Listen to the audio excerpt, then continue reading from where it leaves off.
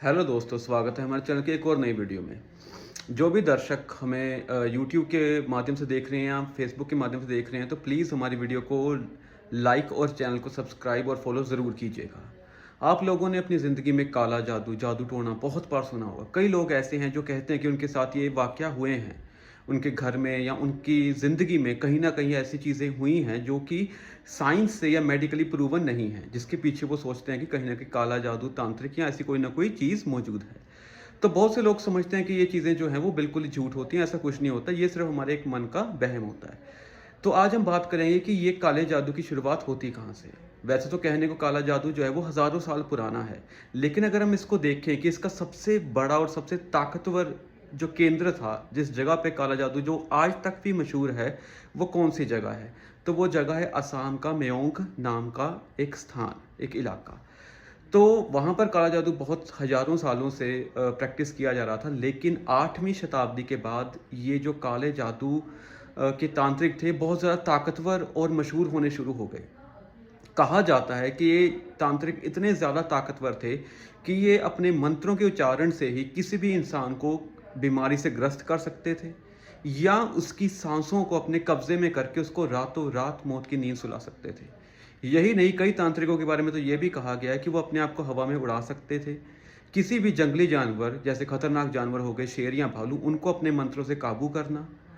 इसके अलावा जो पेड़ पंछी होते हैं उनसे बातचीत करना, और कई बारी कोई जो आपकी कह सकते हैं नेचुरल कैलेमिटीज़ होती हैं, जो आपदाएँ होती हैं, जैसे कि भूकंप हो गया या बहुत ज़्यादा हम कह सकते हैं कि कहीं बारिश आ जाए, बाढ़ आ जाए, उसको भी कंट्रोल कर लेते थे।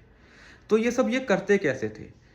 तो इसके लिए ये किसी भी इंसान जिसके ऊपर इन्होंने काला जादू करना है, उसके वस्त्र यानी उसके कपड़े हो गए, उसके नाखून हो गए, उसके बाल हो गए, उन चीज़ों का इस्तेमाल किया जाता था। उन चीज़ों का इस्तेमाल करके ये जो तांत्रिक थे, वो अपने मंत्र को बोलते थे और अपनी शक्तियों का इस्तेमाल करते थे, जिससे कि जिस इंसान के ऊपर ये काला जादू करना है, वो कहीं न कहीं इस चीज़ से ग्रस्त हो जाता था।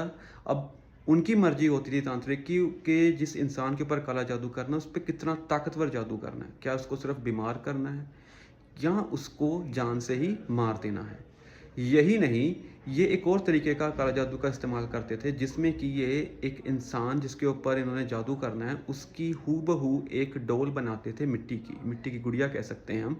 उस मिट्टी की गुड़िया को वैसे ही कपड़े पहनाए जाते थे जैसे उस इंसान के हैं। वैसे ही उसके अगर वो पैरों में जूती पहनता तो वैसे ही जूती उसको पहनाई जाती थी, और उसके बाद फिर उस जो मिट्टी की गुड़िया है उसको किसी तीखी वस्तु जैसे किसी चाकू से या पेन के साथ उस जो गुड़िया उसके ऊपर वार किए जाते थे और मंत्र बोले जाते थे, और वही चीज़ें, वही नुकसान, वही ज़ख्म जो है वो उस इंसान के ऊपर भी होते जिसकी वो गुड़िया बनाई गई है। ये इतने ज़्यादा ताकतवर थे, ये जो तांत्रिक थे, कि असम के जो राजा थे वो भी इन लोगों को बहुत ज़्यादा कह सकते सत्कार दिया जाता था, बहुत इनकी इज़्ज़त करते थे और कई फ़ैसलों में इनकी मदद भी लेते थे। एक कहानी तो ये भी कही जाती है कि जब मुग़ल बादशाह ने असम के ऊपर हमला किया, तो इन तांत्रिकों ने एक बड़ी टुकड़ी जो मुग़ल सैनिकों की थी उसको पहाड़ से गायब कर दिया और उनको मार दिया।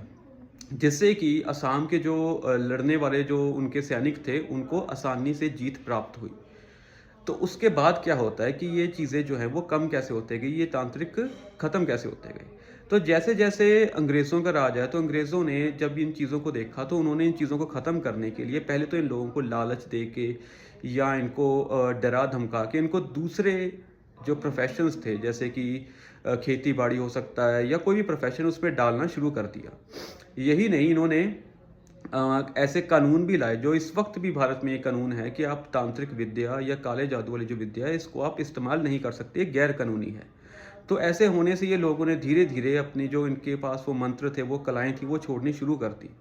और क्योंकि ये मंत्र जो थे, ये कहीं लिखे नहीं जाते थे, ये तांत्रिक अपने पास सँभाल के रखते थे, अपने अंदर सँभाल के रखते थे, तो इसलिए इन मंत्रों के कोई सबूत या कोई कहीं पे लिखे होने का कोई ज़िक्र नहीं आता। कुछ मंत्र हैं, लेकिन वो बहुत छोटे और हल्के मंत्र हैं। जो असली मंत्र थे, वो कहीं न कहीं समय के साथ गायब होने शुरू हो गए। जैसे-जैसे ये तांत्रिक मरते गए, वो इन मंत्रों का राज़ भी अपने साथ ले गए वापस। तो उसके बाद धीरे-धीरे ये चीज़ इतनी ज़्यादा कम हो गई कि कोई एक समय था कि जब हर 5वें घर में एक तांत्रिक होता था, लेकिन अब ये चीज़ बिल्कुल नहीं है। अब आपको बहुत कम ही कोई ऐसा इंसान मिलेगा कि जो अपने आप को तांत्रिक बताएगा, या वो सच में वो मंत्र या वो तंत्र जानता होगा कि जिससे कि वो किसी को अपने वश में कर सके। एक बात और, इन तांत्रिकों के बारे में एक बात और बहुत मशहूर होती थी कि अपने माया जाल बना सकते हैं, कहीं भी किसी के सामने एक ऐसा माया जाल क्रिएट करते थे कि अपनी सम्मोहन शक्तियों से किसी भी इंसान को अपने वश में कर लेते थे। फिर चाहे उस इंसान से जैसा मर्जी काम करवाएं, उसे जो मर्जी ये आदेश दें, वो इंसान को वो आदेश मानता ही मानता था, उसके हिसाब से, उस तांत्रिक के हिसाब से चलता था, उसकी उंगलियों पे नाचता था। तो ऐसे बहुत सारे जो राज हैं और ऐसे बहुत सारे जो तंत्र मंत्र हैं, वो समय के साथ जो हैं वो कह सकते हैं कि वो दब गए, जिसके बारे में हमारे पास कोई सबूत नहीं है। सिर्फ हैं तो सिर्फ कथाएं, लोगों की कहानियाँ और छोटे मोटे कहीं एक आधा कोई सबूत। लेकिन इसका ये मतलब नहीं कि ये चीज़ें हुई नहीं, ये चीज़ें ज़रूर हुई हैं। कहीं ना कहीं से तो ये बातें निकली हैं। बिना आग के धुआं कभी नहीं निकलता। तो ऐसी और इंटरेस्टिंग वीडियोस देखने के लिए चैनल को सब्सक्राइब और वीडियो को लाइक ज़रूर कीजिएगा। धन्यवाद।